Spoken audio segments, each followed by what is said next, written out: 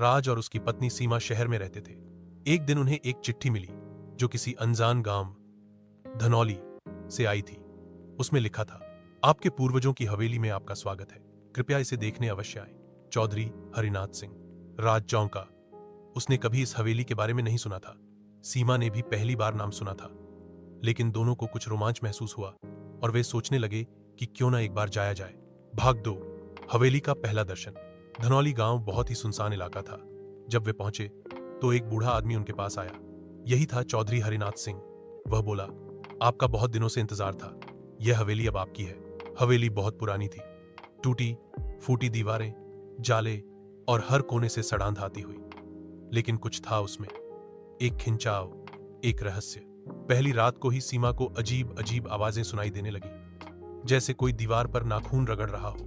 राज ने समझाया कि यह पुरानी हवेली है, आवाजें सामान्य है, मगर सीमा बेचैन थी। भाग 3। बंद दरवाजा।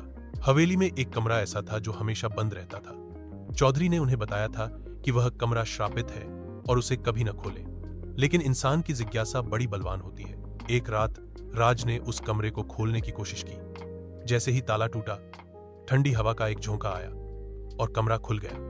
अंदर सिर्फ एक कुर्सी, एक आईना और एक पुरानी तस्वीर थी, एक औरत की। सीमा ने देखा, औरत की आंखें तस्वीर में बहुत ही असली लग रही थीं, जैसे वो उन्हें देख रही हो। उसी रात सीमा को सपना आया। वही औरत लाल साड़ी में, बाल बिखरे हुए, उसके पास आ रही थी। भाग 4। आत्मा की छाया। अब हवेली में अजीब घटनाएं होने लगी।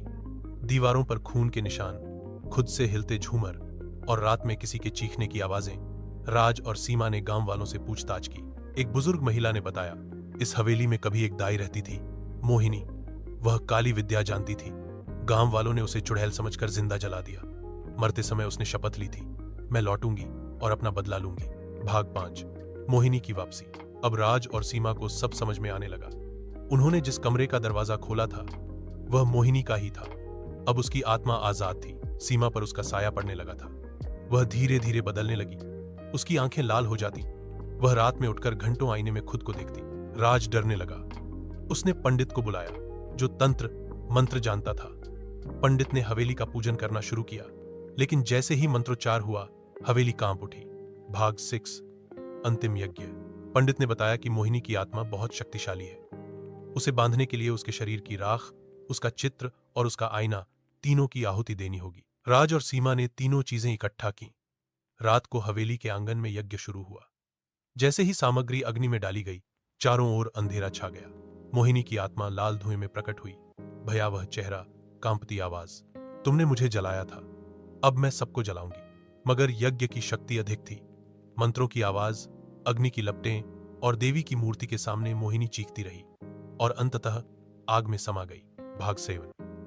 अंत। या शुरुआ हवेली फिर शांत हो गई। सीमा धीरे धीरे सामान्य होने लगी। राज ने हवेली को तुड़वा दिया और गांव छोड़ दिया। उसी गांव में एक बच्ची खेलते खेलते हवेली के पुराने कुएं के पास गई। वहां उसे एक लाल साड़ी मिली। उसने उत्ताद दबलब